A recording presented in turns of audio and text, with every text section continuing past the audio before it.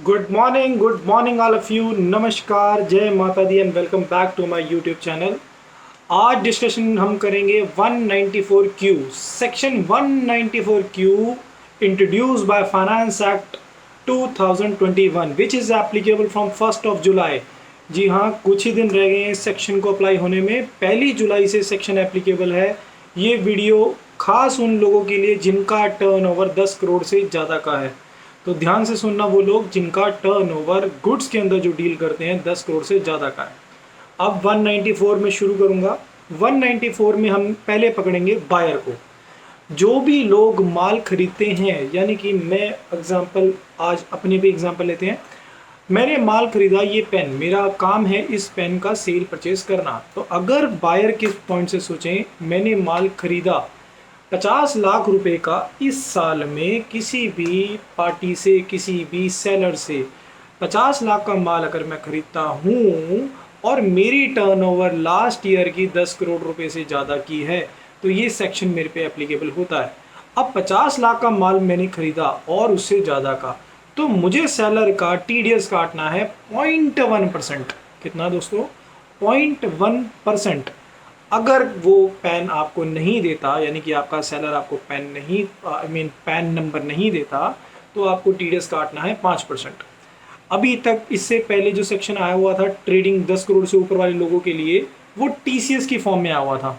अभी तक जो टीसीएस चल रहा था, टीसीएस का सेक्शन में स्पेल कर देता हूँ, 206C clause 1H capital H, right.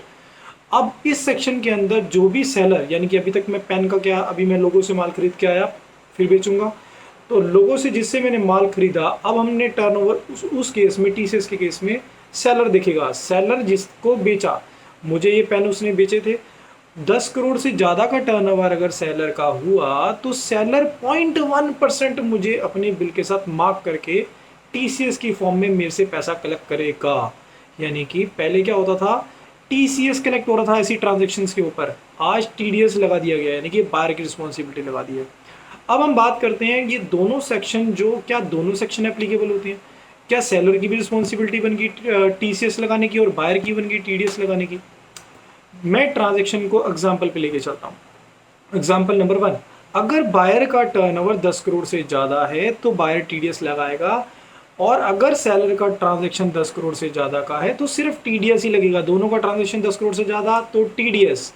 अब ट्रांजैक्शन बायर का 10 करोड़ रुपए से नीचे का है और सेलर का 10 करोड़ से ज़्यादा का, तो सेलर वही अपना टीसीएस लगाएगा, क्योंकि यहाँ पे टीडीएस एप्लीकेबल नहीं हुआ, तो उस केस में सेलर अपना टीसीएस लगाएगा। तो कंफ्यूज होने की जरूरत नहीं है।